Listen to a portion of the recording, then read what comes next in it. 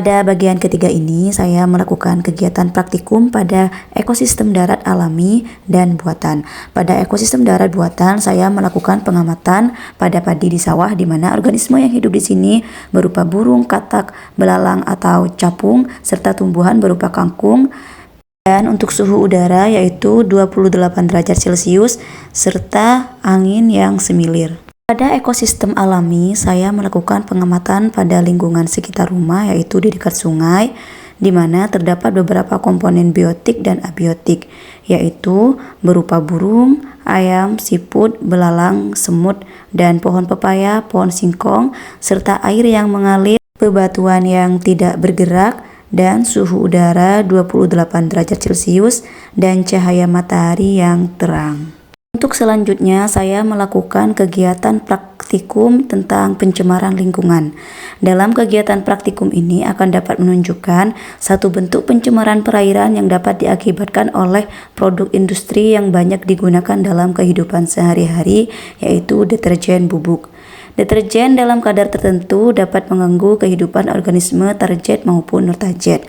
Untuk langkah yang pertama yaitu siapkan alat dan bahan berupa neraca analitik, tabung reaksi, rak tabung, gelas kimia, pengaduk, mistar, kertas untuk label secukupnya, air ledeng, dan kacang hijau.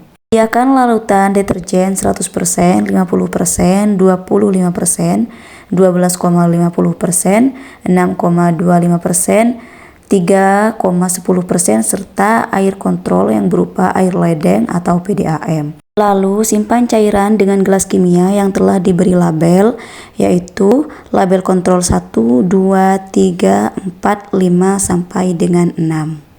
Untuk selanjutnya yaitu masukkan kacang hijau ke dalam air pada gelas kimia yang telah diberi label kontrol. Kemudian buanglah kacang hijau yang mengapung, sementara kacang hijau yang tenggelam yang digunakan dalam percobaan ini, yaitu kacang hijau yang terpilih. Dari kacang hijau yang terpilih, ambil 10 butir lalu rendam dalam larutan 1, 10 butir dalam larutan 2, 10 butir dalam larutan 3, 10 butir dalam larutan 4, 10 butir dalam larutan 5, 10 butir dalam larutan 6, dan 10 butir dalam larutan kontrol, yaitu air ledeng atau PDAM. Biarkan rendaman selama 5 menit.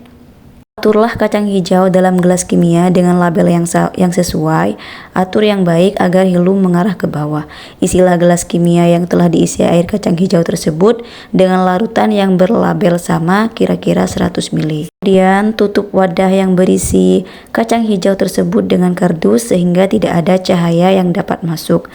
Kemudian lakukan pengamatan setelah 24 jam sampai dengan 48 jam. Berikut hasil pengamatan dari setiap wadah yang telah diberi label dari 24 jam sampai dengan 48 jam.